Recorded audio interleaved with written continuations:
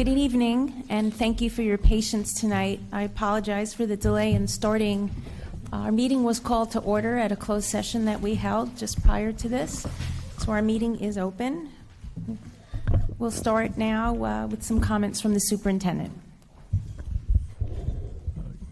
Good evening, everyone. It's my pleasure to almost welcome us back to the start of the 2019-2020 school year. We are underway with new teacher orientation this week, where we welcome new members to the West Windsor-Plainsboro community, being held actually in this room under the direction of Mark Wise and Susan Tintaro, doing just a tremendous job with support from many of our administrators throughout the district, including one of our colleagues in the audience, Andrea Bean. So just a tremendous excitement having our new staff back. Along with that, you'll see a lot of movement at the Maurice Hawk facility.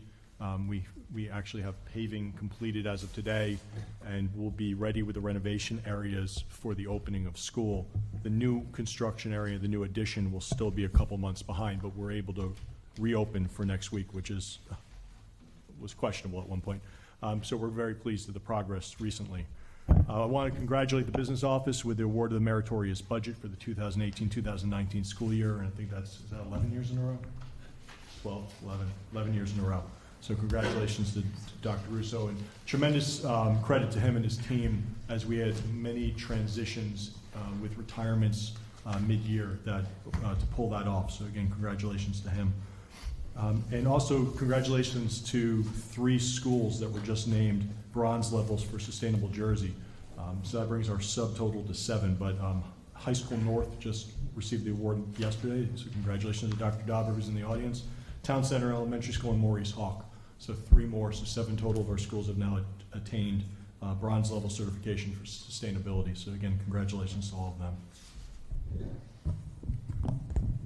Thank you. Well, I'm now going to turn it back to the superintendent. At the end of June, the district received an audit of all federal programs funded under the Every Student Succeeds Act and the Individuals with Disabilities Act.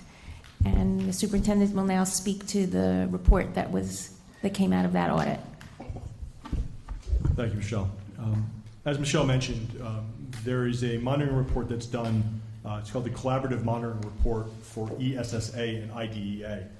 This report gets done the last time we had this done, NCLB was a thing. And so it was, I believe, my second year in district. So this is year 11, so it was 2010, I believe. So it was completed the report was completed in July 2019. We received it on August 12th. It was completed by the Office of Fiscal Accountability and Compliance. And there's no necessarily set time period for when that report takes place, but it is done on some form of cycle. It's a monitoring report of all federal funds that a school district receives or utilizes. So Titles 1, 2, 3 immigrant, Title 4A, and IDEA. So there's several different federal grant funding that get reviewed. Under the rules, any findings must be reported to the board at a public meeting within 30 days of receipt of the report. And again, we received it on August 12th. This is our first public meeting since that time, so it has to be reported this evening. And then we're required to complete a corrective action plan 30 days from tonight. So we would have our next formal board meeting, our only September meeting, is September 17th. So at that evening, there will be a corrective action plan on the agenda in order to work to remedy some of the concerns that were noted. Now, federal law requires that local education agencies or school districts, LEAs, provide programs and services based on specific requirements identified under the grants by the authorizing statute. So Title I is working with students usually identified through free and reduced lunch status, but it's in order to provide targeted supports to students and training to staff. Title II is grounded in professional development. Title III provides services around ESL immigrants. Title III immigrant is very targeted to immigrant students identified less than 3 years in country.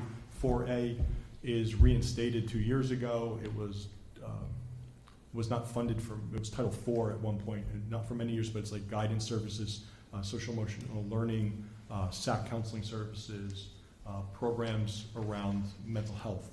So that's Title 4A. and then IDEA, Special Education Support Services, preschool disabilities, disabilities. So those are sort of the buckets and categories for the monies. So the goals of this is always to make sure that the funds are used appropriately and that the funds are being used for the intended objectives that were identified in needs assessment. So during the last week of school, and the Monday, Tuesday, Wednesday before graduation, a monitoring team of 12 or 15, depending on the day, individuals showed up to conduct fiscal audits of records. And again, they go through all those grants, Title I, II, III, 3 Immigrant, 4A, and IDEA. Overall, the audit found no findings for Titles II, III, or 4A. So 3 of the grants had no areas of findings. Overall, there were 20 related findings that were noted, primarily in Title I, 10 of them, I believe, were in Title I, 3 Immigrant, IDEA, and what's called an administrative bucket. Now, I didn't mention administrative because it's not a grant, but there is an area of findings in the category of administrative with respect to process. So I just want to go through sort of each of the buckets really quickly.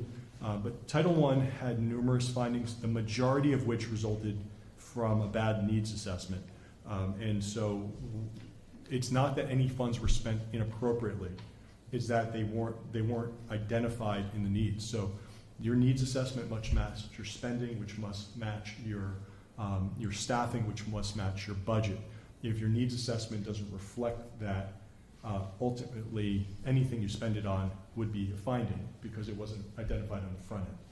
Now, it was a time period of transition, and that's noted in the report. You may recall at the conclusion of the 2017-18 year, Mr. Dalton left to become superintendent, and Brick, we had a gap.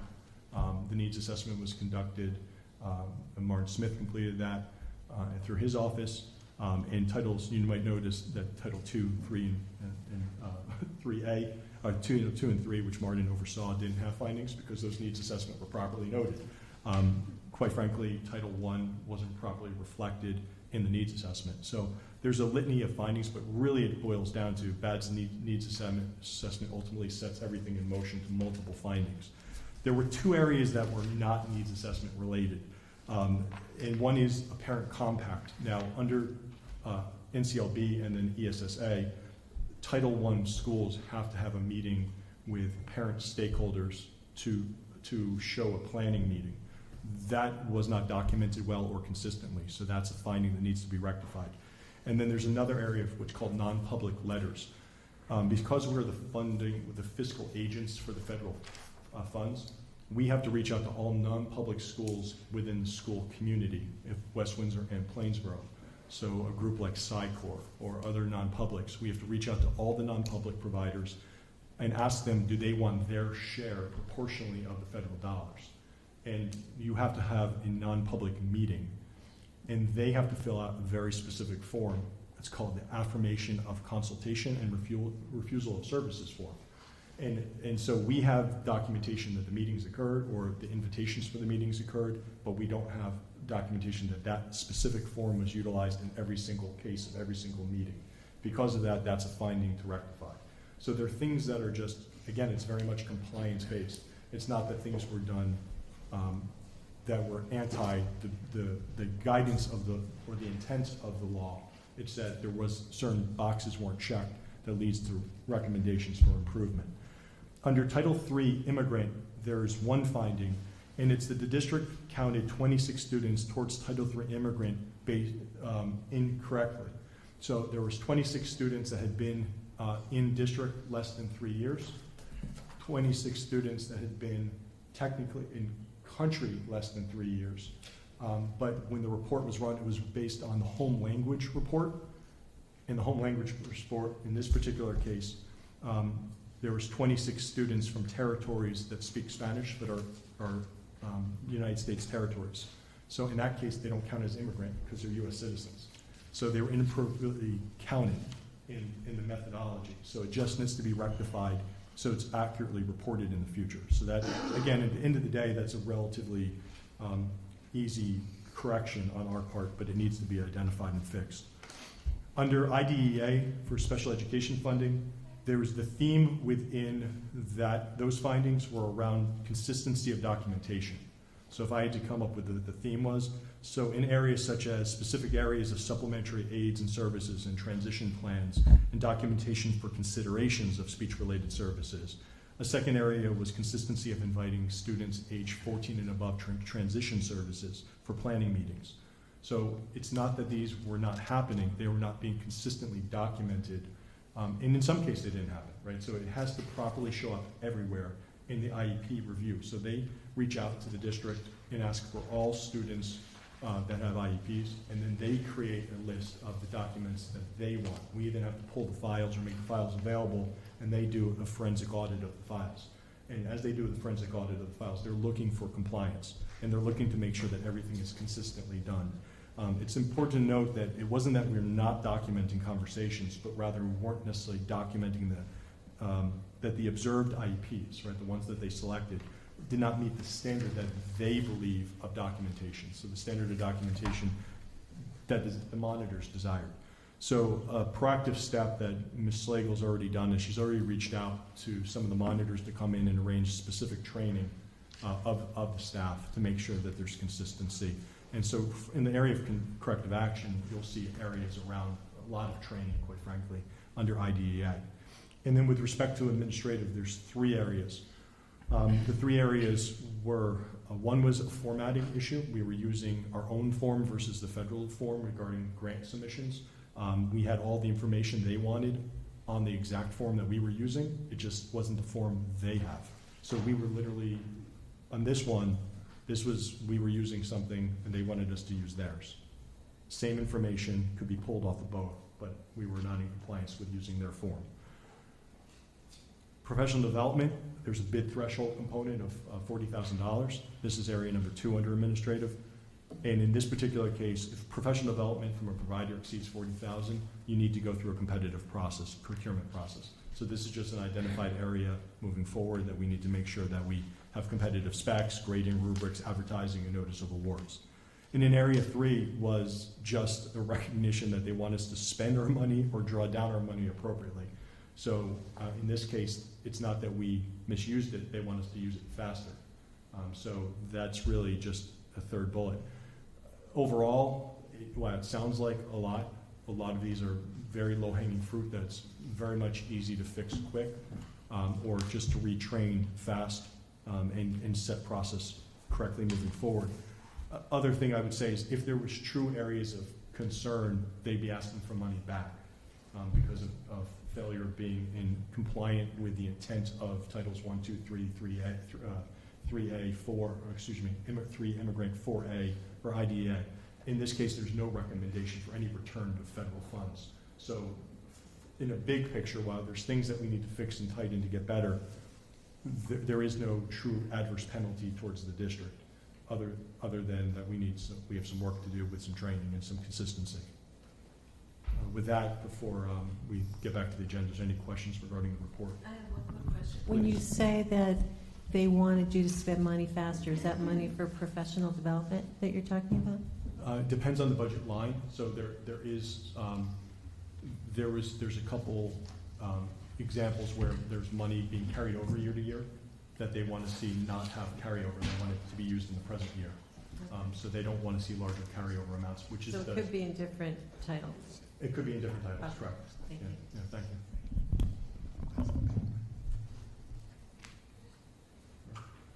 Thank you. So at the next meeting, just to make sure I'm repeating this, is we will be working with the Finance Department for a corrective action plan. We intend to bring that to the Finance Committee meeting for review, and then ultimately we'll bring it to the full board and make it available from the board prior to, but by letter from OFAC, which is the Office of Fiscal Accountability and Compliance, and must be adopted within 30 days of this evening. So we need to make sure that it is moved forward at the next agenda. Thank you.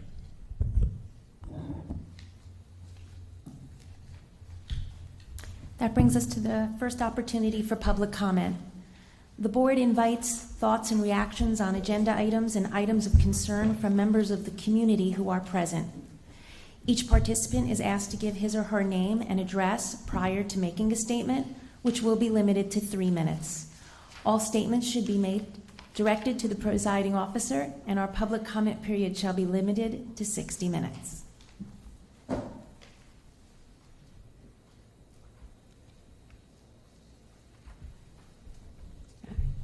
guess our public comment period will be limited to no minutes. Okay, so we'll close the public comments since there seems like there isn't any. That's going to bring us now to the voting portion of our agenda. I'm going to take... Oh, I'm sorry. I'm so distracted by our 11-week-old baby in the room. I apologize. That brings us to our committee reports. We're going to start with administration and facilities. Thank you. The A&F committee met on August 13th. We began a discussion on the policies. We continued our discussion on the on the non-affiliate F policy, covering benefits for foremen. The district labor relations attorney provided an overview of the policy and the benefits that a policy provides for district staff, and the committee recommends the approval at this meeting. Just as a side item, on the agenda for today, we also have for approval the second reading of policy and regulation 5111, which concerns the eligibility of resident and non-resident students. There was some discussion on that after our meeting, and we're going to take that off the agenda for tonight. We'll have the second reading probably at a future meeting, obviously. The committee also reviewed the referendum projects. George Duthie, our district architect, provided the committee with an update on the renovations at Town Center and Hawk. Both of them continue to make progress. Town Center remains on schedule for completion in December, and even though Maurice Hawk is currently behind schedule, it won't affect the start of school that opens next week. Mr. Duthie also shared the details of a meeting with the West Windsor Planning Board concerning the addition at Grover Middle School. And he also reviewed the transportation study completed for Community Middle School. He reviewed in the transportation study, he presented renderings for the proposed changes to the pickup drop-off area, the expanded parking, and the athletic field additions. And based on these changes, the timeline for completion will be adjusted to community. There was an update. We also heard update on the adding generators and air conditionings, and that work is on schedule. We discussed the equity update program, and the 2019 summer professional development was concluded with over 150 teachers trained. The last session was on August 21st. The topic was on equity, conversations, reflections, and actions. In early September, the building administrators will provide equity training for the staff. The committee also reviewed the 2019-2020 West Windsor-Plainsboro Regional School District Nursing Services Plan, and the committee recommends the plan for approval at tonight's meeting. We also reviewed the Strauss Esme contract, and we also recommend that for approval at this meeting. The 2019-2020 middle and high school athletic handbooks were discussed concerning the alignment of consequences with board policy, and the committee recommends that we don't make any changes to the athletic handbooks at this time. And the county prosecutor's office provided a proposal to provide electronic building mapping for first responders in the event of a critical incident. Mapping would be created by Collaborative Response Graphics, which provides a combined gridded reference system and a high-resolution imagery, floor plans, and critical building features that can be used in an emergency. The proposal includes electronic mapping of both high schools and both middle schools, and the committee also recommends that for approval at tonight's meeting. The special education review request for proposals was posted in April of 2019, and only one consultant responded with a proposal. The application was rejected because it exceeded our budget, and a second RFP will be issued in September. And we also had an update on the security issues. The committee received an update on screening and interviews for Eyes on the Door. Most of the positions are filled. The Plainsboro PD will add one new officer that will be assigned to the Wyckoff Elementary School in late September. Technology upgrades with new phones, cameras, strobes, and message boards are complete, and the testing of these devices are ongoing, and is also complete. And training with the administrative staff. It's been a long day, and has begun this week. And that's it. Our next meeting will be September 10th. Are there any questions? All right. Next up is the Curriculum Committee. The Curriculum Committee met on Tuesday, August 20th. First, we reviewed the district's AP results for this past school year. We had a total of 2,793 AP exams that were administered in May, 1,340 exams at High School North, and 1,453 exams at High School South.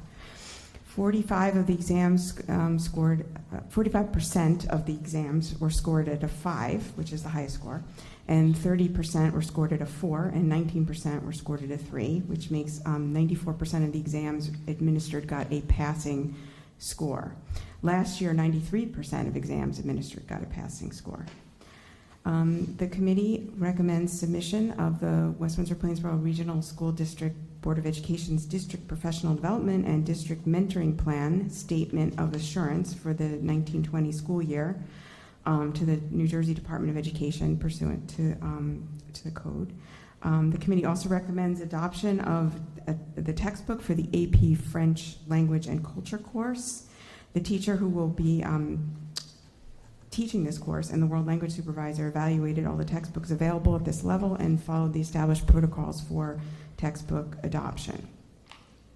As part of the ongoing Media Center collection management, the committee recommends approval of the disposal of obsolete items in accordance with regulations as follows: 628 books from Village School Media Center, 284 books from Community Middle School Media Center, 1,066 books from High School North Media Center, 140 books on tape from High School North, 47 magazines from High School North, 547 books from Millstone River, and 2,479 books from Town Center. Alan Johnson, who's the district supervisor, who is in charge of the media centers, and he came to our meeting and shared an article cited in the recent district's media center program review, which outlines standard procedures for weeding media center items at the K-12 level. He also presented sample materials of what was being recommended for discard, including materials with mold and mildew, items with broken spines, outdated materials, and items that had not been taken out of the media centers for quite some time. He also gave us copies of the weeding protocol, which was accepted in the media center program review, and all media center specialists are currently using this to manage their collections. So all items meet one or more of the criteria that Mr. Johnson presented. The committee also recommends approval of the professional development opportunities and the change in location of one program as follows: for Roseanne Zeppieri to provide a one-day workshop on philosophy and high leverage techniques for Spanish foreign language in elementary schools at a cost not to exceed $1,000 plus travel. One teacher to attend a one-week teacher college summer institute at Columbia in this month at a cost of $850 plus mileage. Approve a change in location for 2 language arts teachers to attend an AP English Literature Composition Summer Institute from Ocean County College to Point Pleasant High School, and that was in July. And the committee recommends approval of the Community Education Fall 2019 Youth and Adult Program in addition of the chess exhibition and open play, which is a free family event. And the committee also recommends acceptance of a donation from the Society for Science and the Public in the amount of $2,000 to be used to further support excellence in science and math and engineering education at High School South. It's in conjunction with the High School South Student Award. The committee will next meet on September 10th. Are there any questions about the curriculum report? I'll turn it over to finance. Thank you. The committee met on August 13th. We reviewed the agenda items for this meeting, including the financial reports, a bid opening for sidewalks leading to Town Center, including the widening of a portion of sidewalk required by Middlesex County, and a change order for Unitemp to decrease the amount of a previous change order for work on the High School South natatorium. We also reviewed other agenda items, including equipment disposal and travel-related expenses, and motions on the agenda to continue work on the ESIP and to award a winner of the PPA competitive contract process. As Dr. Adderhold mentioned earlier, Aswell International notified the district that it received the Meritorious Budget Award for Excellence in Budgeting. The district staff received power purchase agreement proposals and interviewed personnel from some of the firms that submitted the proposals. Of the firms interviewed, 2 rose to the top, so additional clarifying questions were sent to them.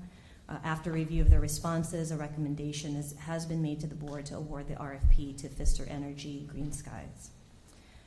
Schneider Electric is finalizing their ESIP plan, which will be completed in the upcoming weeks. The areas of concentration for environmental improvements include High School South and Dutch Neck, and the program would include lighting in the district schools, building automation systems at 5 schools, the solar power purchase agreement, envelope sealing, and water conservation. The district will issue an RFP for a third-party review of this plan as required by the state's ESIP process. The committee agreed to continue the process to the completion of the investment grade audit. Phoenix Advisors has provided information and a schedule for discussion regarding the planned second and third bond sales as part of the facilities referendum. Given recent market conditions, the second and third sales may be combined into one sale, as doing so would reduce the cost of issuance and interest. The new projections show a lower debt service than originally forecasted and would allow for the bonds to be sold in one issuance and still fit into planned payments through capital reserve. We discussed Aramark, and the district administration continues to analyze Aramark's leadership and performance. Currently, we use part of EdData's program for school supply purchasing. We review the administration's desire to implement the full EdData process. EdData is a bidding service that bulk bids school supplies and offers an electronic ordering system. The administration advised that the annual audit is currently in progress. This district personnel are currently assessing the use of a student activity accounting and point of sale system. This system would make the accounting software for student activities uniform, would allow central office oversight, and offer an electronic payment option for parents. The district's also implementing Arbiter Pay, which is a third-party accounting and payment system for referees that tracks their time and provides governmental reporting. The district is also on the state schedule for the NJQSAC review this year, wherein all areas of operations are reviewed by the monitors. Mr. Duthie also provided a handout regarding progress of the Maurice Hawk and Town Center projects. It's anticipated that the renovation portions of the project will be complete for the beginning of the school year. The expansion project at Hawk continues with an anticipated completion by December. Mr. Duthie also shared information regarding summer paving projects and referendum projects. He updated the committee members on the fire alarm replacement, new emergency generator systems, design of the Thomas Grover expansion, the High School North Millstone River HVAC replacement, and the community middle school expansion and renovation. Design work continues on the other referendum projects, including High School South, media center improvements, secure vestibules, and the High School North and Wyckoff additions and renovations. There was also a discussion about installing a dishwashing machine in the CMS expansion. The Prosecutor's Office of Mercer County is donating a digital mapping service for emergency response for 4 of the district's schools, including the 2 middle schools and 2 high schools, and the value of that donation is $10,000. Also, as Dr. Adderhold already presented earlier, the district received the results of the recent federal grants audit. And we briefly discussed the district's 2020 niche ratings, which have dropped slightly from last year. We were also advised that High School South and High School North rank high for best college prep, best STEM, and best public high schools in New Jersey. Our next meeting is going to be on Tuesday, September 10th. September 10th. Are there any questions about finance? Now we get to the voting portion of our meeting. And we're going to call a couple of things out of order. I'm going to turn it over to the superintendent to explain why we're calling a few things out of order. So this evening, we have two colleagues in the room that are being recommended for the appointment as assistant principals within the district. So rocking the 11-week-old in the back there is Mr. Evan Malakadis, currently a fourth grade teacher at Millstone River Elementary School. Evan completed his internship in district last year as well, and we're very pleased to make his recommendation as assistant principal at Grover Middle School for this upcoming 2019-2020 school year. Also joining us in the audience this evening is Megan O'Brien and her family. Megan is currently the director of guidance up in Irvington Public Schools. Prior to that, she was in Flemington Regional, Flemington Regional, as a counselor for 14, 15 years there. She's trained as a crisis counselor. She counseled first responders in 9/11. She's a trainer in restorative justice practices. Just a great addition to our team at High School North. So we're looking forward to Megan joining us at High School North as assistant principal with Dr. Dauber and Ms. Sincata. So with that said, could I please get a motion on the hiring of Mr. Malakadis and Ms. O'Brien to the positions of assistant principal? Rachel and Tony? Okay, we'll start with Mr. Flores. Yes. Ms. Hertz. Yes. Ms. Krug. Yes. Mr. Whitfield. Yes. Mr. Jean. Yes. Ms. Juliana. Yes. Ms. Kish. Yes. Congratulations.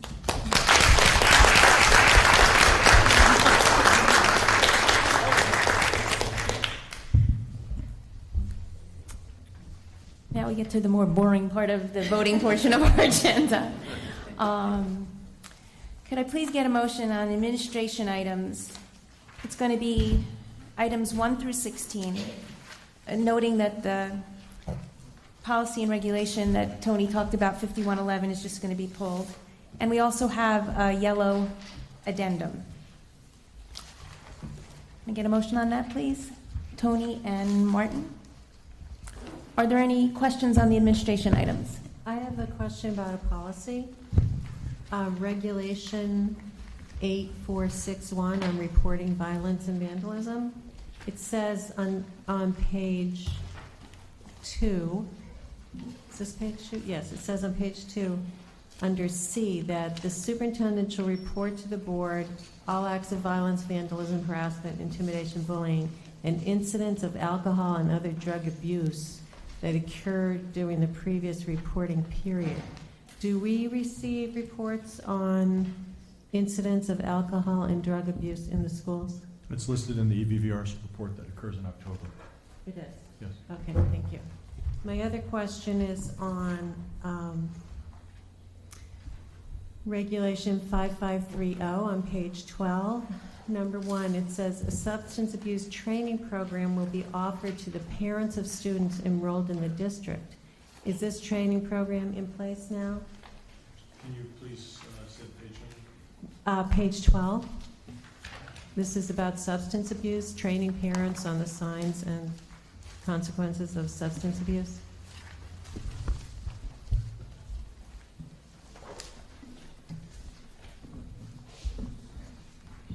It says a substance abuse training program will be offered to the parents of students enrolled in the district. Yeah, right there at the top, number 1. Yeah. Our at the parent programming, we've had substance abuse training done by either SAC counselors or UBHC counselors. Is that done every year? I can't honestly answer that without going back and looking at what programs are offered. So I'd have to check. Okay. You could talk to Dr. McDonald about that. Okay, good. Thank you. Are there any other questions? Okay, we'll start. Oh, no. Go ahead. I had a question on number 16. It says that authorize enrollment of WWP High School North and South as members of the Burlington County Scholastic League to participate in an athletic program. Is this a change, or have we been doing this for a long time? I wrote about that in the briefing on Friday because it is changes here. The Burlington County League made a rule that annually they want boards of education to approve them to be participants by resolution annually. That's new this year. Okay. That's why I put it in the briefing, because it was a change. But it's the exact same league we've participated in for playoffs, for scheduling purposes. And Okay. so no change from what we've done annually with the exception of the process. Okay, thank you. Okay, we'll start with Ms. Hertz. Yes. Ms. Krug, Yes. Mr. Whitfield, Yes. Mr. Jean, Yes. Mr. Flores, Yes. Ms. Juliana, Yes. Ms. Case. Yes. Could I please get a motion on curriculum items 1 to 7? Dana and Carol. Are there any questions on the curriculum items? Start with Ms. Krug, Yes. Mr. Whitfield, Yes. Mr. Jean, Yes. Mr. Flores, Yes. Ms. Hertz, I'm voting no on number 2 and yes on everything else. Ms. Juliana, Yes. and Ms. Case. Yes.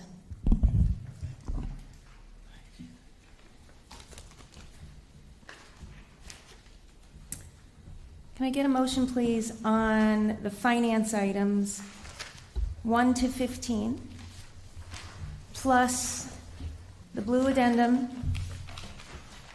and the purple substitution? Rachel and Taylor. Are there any questions or comments on the finance items? I have one question on number 9. It's about busing, and my question is, will the bus drivers practice their routes before the first day of school? Yes. Especially the new bus driver. The answer is yes. Thank you. Let's hope they get it right on the first day of school.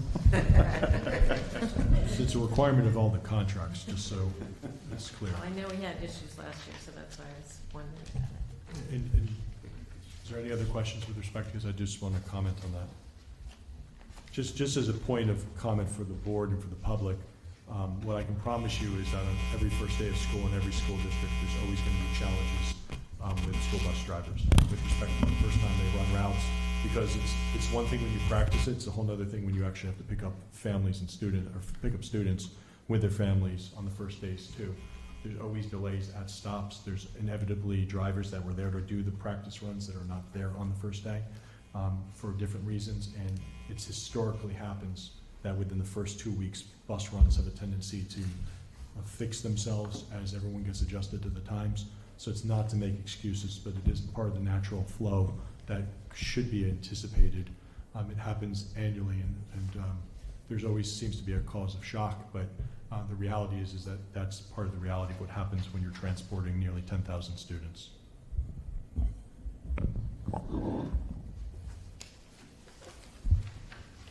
Okay, we'll start with Mr. Whitfield, Yes. Mr. Jean, Yes. Mr. Flores, Yes. Ms. Hertz, Yes. Ms. Krug, Yes. Ms. Juliana, Yes. Ms. Case. Yes. Next, I need a motion on the personnel item number 1, plus our green addendum. Martin and Rachel. Are there any questions? I have a question. What is handle with care? There are a lot of people who are being paid to have a refresher teacher training on handle with care. So we have some students with special needs that may require sometimes some assistance of a physical nature, and certainly we would like our staff members trained properly in the appropriate techniques for safely assisting a child who may be having difficulty. Thank you. Okay, we'll start with Mr. Jean, Yes. Mr. Flores, Yes. Ms. Hertz, Yes. Ms. Krug, Yes. Mr. Whitfield, Yes. Ms. Juliana, Yes. Ms. Case. Yes. I need a motion to approve the board minutes from June 25th and July 30th. Tony and Dana? All those in favor say aye. Aye. Any opposed or abstentions? Do we have any board liaison reports? Any new business? That brings us to the second opportunity for public comment. 15 minutes will be provided at the end of our meeting for public comment. Each participant is asked to give his or her name and address prior to making a statement, which will be limited to 3 minutes. Anyone? So seeing as there are no public comments, I need a motion to adjourn. Taylor and Rachel, all those in favor? Aye. Say aye. Thanks for coming out, and good luck to everyone on the first day of school.